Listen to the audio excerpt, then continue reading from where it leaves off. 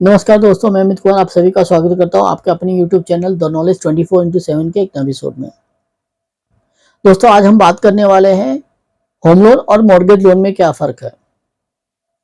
दोस्तों, नाम से ही पता चलता है कि होम लोन जो होता है, आप जो लोन लेते हैं बैंक से, वो घर खरीदने के लिए होता है, यानी रेसिडेंशियल प्रॉपर्टी खरीदने के लिए होम लोन होता है।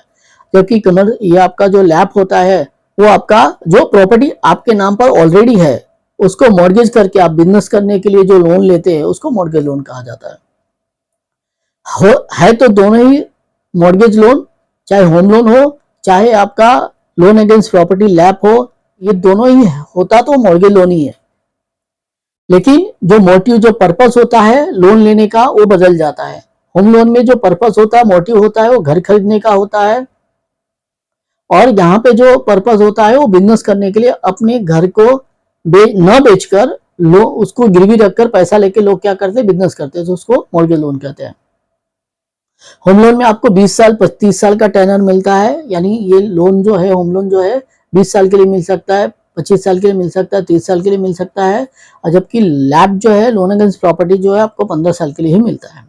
दोस्तों, होम लोन इन लैप दोनों ही लेते समय आपको कुछ बातों का ध्यान रखना होता है। एक बात याद रखिए, दोनों ही लॉन्ग टर्म होते हैं, चाहे 15 साल हो या 20 साल हो, दोनों ही लंबे समय के लिए होते हैं। होम लोन में आपको इनकम नहीं जनरेट होता, क्योंकि आप घर खरीदते हैं, आप रहने के लिए घर खरीदते हैं। जबकि मॉर्गेज लोन जो होता है, अगर व्यक्ति ने बिजनेस को बढ़ाने के लिए लिया है तो उससे रेवेन्यू जनरेट होता है। यानी एक बात याद रखिए, कभी भी चाहे आप होम लोन लीजिए चाहे मॉर्गेज लोन लीजिए, अपने इनकम का 30% से ज्यादा अपनी लायबिलिटी कभी ना करें।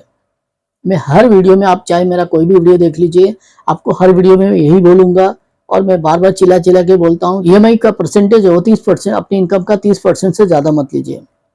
दोस्तों, मैं 20 साल से यही फाइनेंस का काम करता हूँ, मैंने लोगों को बर्बाद होते हुए देखा है। अब जरा सोच के देखिए कि 15 साल 20 साल के टर्म में आपके साथ कुछ भी हो सकता है।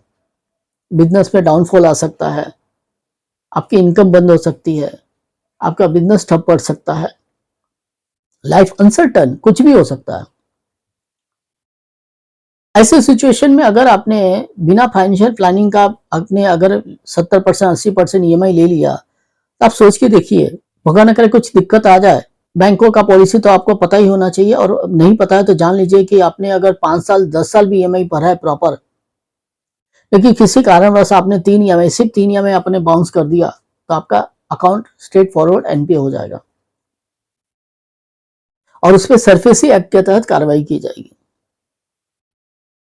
तो इससे बचने का सबसे अच्छा तरीका है कि जब भी आप होम लोन लेने जाए, जब भी आप मॉर्गेज लेने जाए, बैठकर अपनी फाइनेंशियल प्लानिंग बहुत अच्छे से कीजिए, जिम्मेदारी के साथ कीजिए। ये ऐसा नहीं है कि पड़ोसी ने घर खरीदा कि हम भी खरीद ले, या ऐसा नहीं कि पड़ोसी ने मॉर्गेज लोन लिया है कंस्ट्रक्शन के लिए तो हम भी ले लें। याद रखिए, अगर आप मॉर्गेज लोन लेते हैं तो उसमें 100% बिजनेस के लिए ही लीजिए, और जो पैसा लिया वो बिजनेस में ही इन्वेस्टमेंट कीजिए। शादी के लिए, घूमने के लिए, घर रेनोवेशन के लिए मॉर्गेज लोन लेंगे आप तो फंस जाएंगे। याद रखिए, आपका जो घर अगर फ्री है तो उसे फ्री रहने दीजिए, क्योंकि आप घर को रेनोवेट करेंगे या फिर घर में लग्जरियस चीज ऐड करेंगे तो उससे आपका इनकम नहीं बढ़ने वाला। बेटर है कि आप पर्सनल लोन वगैरह लेकर अपने घर में जो भी आप फर्नीचर वगैरह करवाना है करवा दीजिए, क्योंकि अगर पर्सनल लोन में बाय डिफॉल्ट कभी कुछ ऊपर नीचे हुआ तो आपका घर तो कम से कम सेफ रहेगा, और पर्सनल लोन आप आसानी से सेटलमेंट भी कर सकते हैं। कोशिश कीजिए कि आप ईएमआई प्रॉपर भरिए। तो इस बात का ध्यान रहे कि अगर आप होम लोन ले रहे हैं, मॉर्गेज लोन ले रहे हैं, तो बहुत ही सावधानी से आपने अपनी फाइनेंशियल प्लानिंग करनी है। और फाइनेंशियल प्लानिंग कैसी करनी है, मैंने ऑलरेडी वीडियो बना रखा है, उसको अच्छे से देखिए। और अगर ये वीडियो आपको पसंद आए तो इसको लाइक कीजिए, शेयर कीजिए। धन्यवाद।